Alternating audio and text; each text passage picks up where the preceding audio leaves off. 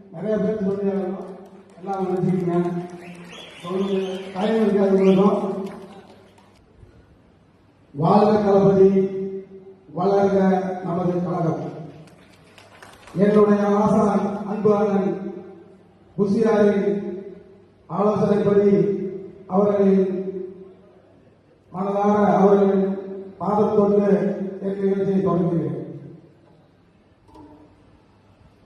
நமது கழக தலைவர் அவர்களின் வழிகாட்டுதலின்படி மக்கள் இயக்கமாக பல வருடமாக நாம் இயன்ற வகையில் பல்வேறு மக்கள் நலப்பணிகள் திட்டங்களை சமூக சேவைகளையும் நிர்வாக உதவிகளையும் செய்து வந்தோம்.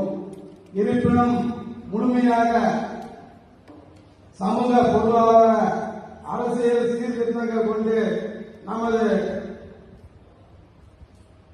வருவதோர் தன்னார்வ அமைப்பினால் மட்டுமே